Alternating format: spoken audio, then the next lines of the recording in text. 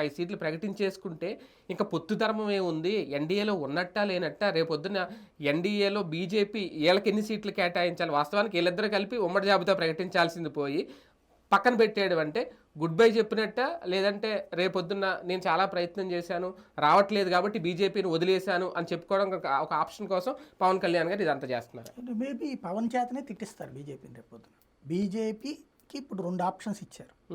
ఒకటి రావడం, ఇచ్చిని తీసుకుని మూసుకుని పడుంటాం. రెండవది లేకపోతే మీరు అందరూ చూశారు కదా ఎన్నిసార్లు మాట్లాడాను నేను బీజేపీ బీజేపీ బీజేపీ అని. కానీ వాళ్ళు జగన్ గెలిపించాలనుకుంటున్నారు, అందుకోసం ఇంత మోసం చేస్తున్నారు. ఆత్మగౌరవం లేదా మనకి? ఓడిద్దాం బీజేపీని, మోడీని ఇంటికి పంపిద్దాం. మోడీ అండు బీజేపీని ఇంటికి పంపిద్దాం, ఆంధ్రాలో ఉన్నటువంటి బీజేపీ వాళ్ళకి బుద్ధి చెప్దాం, వీళ్ళందరూ వైఎస్ఆర్ మనుషులు అని రెచ్చిపోయి మాట్లాడతారు రేపొద్దున.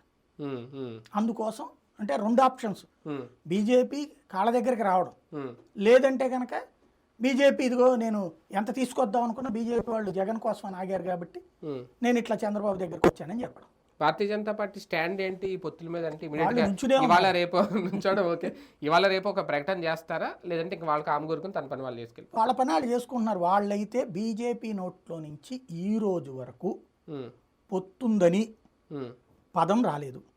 తెలుగుదేశంతో మేము మాట్లాడుతున్నామని కానీ, జనసేన తెలుగుదేశంతో మేము మాట్లాడామని కానీ ఒక్కరోజు కూడా మాట్లాడాల బీజేపీ. ప్రతిరోజు చెప్తున్నది ఒకటే మొక్క, మమ్మల్ని పని చేసుకోమన్నారు, ఫీల్డ్లో తిరగమన్నారు, 175 పోటీకి ప్రిపేర్ అవ్వమన్నారు, మేము ప్రిపేర్ అవుతున్నామని చెప్తాం. అదే చేస్తుంది రేపు. అంటే వాళ్ళ పని వాళ్ళు చేసుకెళ్ళిపోతున్నారు కరెక్టే, మరి వీళ్ళ పని కూడా వీళ్ళు చేసుకెళ్ళిపోతున్నారు ఇక అంతే. ఇంకా కలిసేది కలుపుకెళ్ళేది ఉండదా అనేది అది పవన్ కళ్యాణ్ చేయాలి. కలిపితే పవన్